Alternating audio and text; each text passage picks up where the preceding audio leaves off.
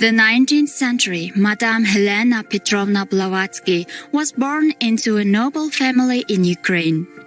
As a child, young Helena displayed a gift for clairvoyance as well as an interest in metaphysical phenomena.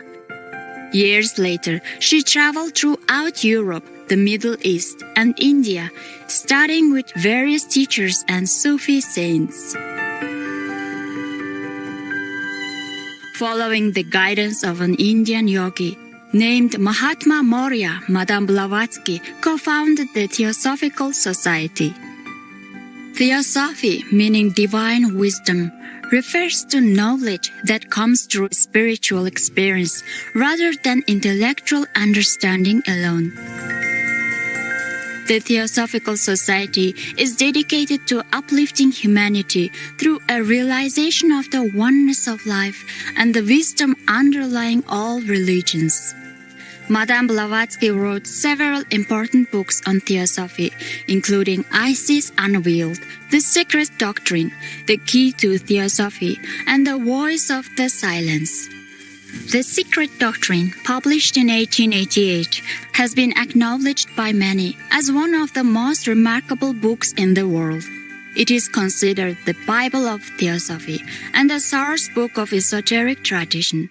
Offering insight into the origin and evolution of the universe, the Secret Doctrine also details an account of root races dating back millions of years. Although she was considered the author of the Secret Doctrine, Madame Blavatsky often expressed that she only conveyed the ancient wisdom that was passed on to her. The true authors of the work were her teachers, the Mahatmas, or great souls who were the guardians of the secret wisdom of the ages. Today on Words of Wisdom, we invite you to join us for excerpts from the Sons of God and the Sacred Island in Madame Blavatsky's The Secret Doctrine. The Sons of God and the Sacred Island.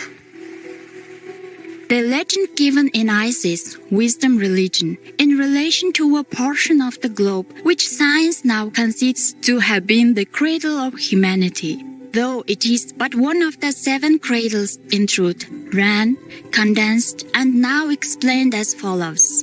Tradition says, and the records of the great book, the Book of John, explain that long before the days of Adam and his inquisitive wife Eve where now are found but salt lakes and desolate barren deserts, there was a vast inland sea which extended over Middle Asia, north of the proud Himalayan range and its western prolongation. An island which for its unparalleled beauty had no rival in the world, was inhabited by the last remnant of the race which preceded ours. The last remnant meant the sons of will and yoga, who with a few tribes survived the great cataclysm. For it is the third race which inhabited the great Lemurian continent that preceded the veritable and complete human races, the fourth and the fifth. Therefore, it was said in Isis, wisdom religion, that this race could live with equal ease in water, air, or fire, for it had an unlimited control over the elements. These were the sons of God, not those who saw the daughters of men, but the real Elohim, though in the Oriental Kabbalah they have another name. It was they who imparted nature's most weird secrets to man and revealed to them the ineffable and now lost word.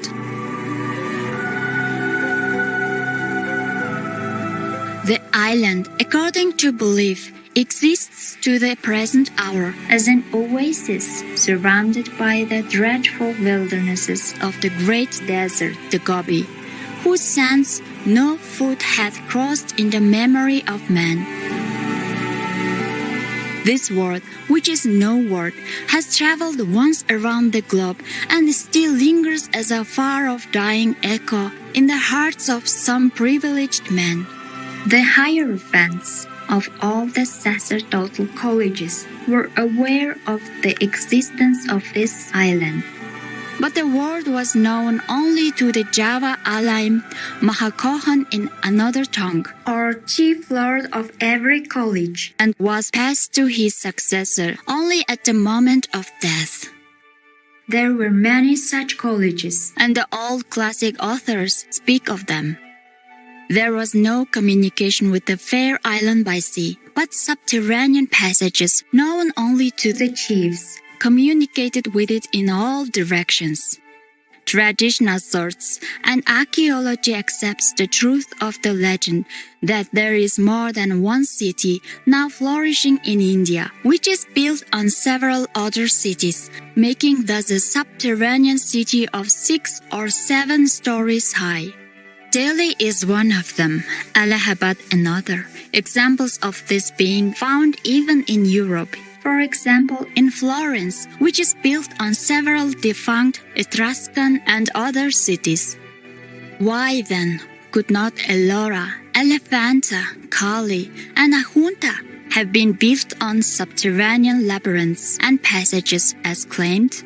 Of course, we do not allude to the caves which are known to every European, whether with one's own eyes or through hearsay.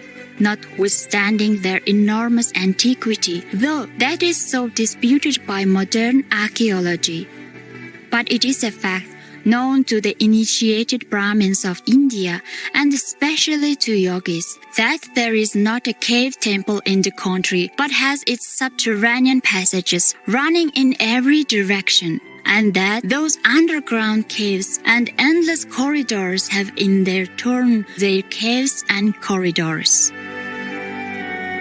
Who can tell that the lost Atlantis, which is also mentioned in the secret book, but again under another name pronounced in the sacred language, did not exist yet in those days? We went on to ask.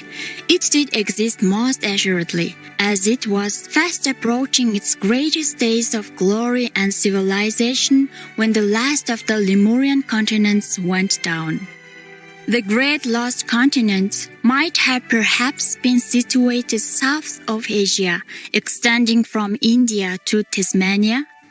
If the hypothesis, now so much doubted and positively denied by some learned authors who regard it as a joke of Plato's, is ever verified, then perhaps will the scientists believe that the description of the God-inhabited continent was not altogether a fable.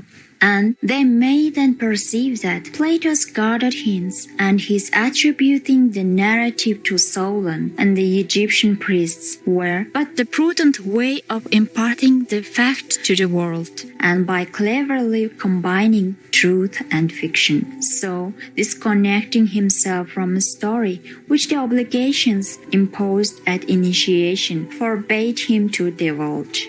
To continue the tradition, we have to add that the class of hierophants was divided into 2 distinct categories: those who were instructed by the sons of God of the island and who were initiated in the divine doctrine of pure revelation, and others who inhabited the lost Atlantis, if such must be its name, and who, being of another race, born sexually but of divine parents, were born with a sight which embraced all living things and was independent of both distance and material obstacle. In short, they were the 4th race of men mentioned in the Popol Vuh, whose sight was unlimited and who knew all things at once. In other words, they were the Lemura Atlanteans, the first who had a dynasty of spirit kings, not of manes or ghosts as some believe, but of actual living devas or demigods or angels again, who had assumed bodies to rule over them, and who, in their turn, instructed them in arts and sciences. Only as they were rupa or material spirits, these Dhyanis were not always good. Their king Tivetata was one of the latter, and it is under the evil influence of this king demon that the Atlantis race became a nation of wicked magicians. In consequence of this, war was declared, the story of which would be too long to narrate. Its substance may be found in the disfigured allegories of the race of Cain, the giants, and that of Noah and his righteous family. The conflict came to an end by the submersion of the Atlantis, which finds its imitation in the stories of the Babylonian and Mosaic flood. The giants and magicians and all flesh died, and every man, all except Xisutros and Noah, who are substantially identical with the great father of the Tlingithians in the Popol Vuh, or the sacred book of the Guatemalans, which also tells of his escaping in a large boat like the Hindu Noah, Vaivasvata. Delightful viewers, it's been a pleasure to have you with us today on Words of Wisdom.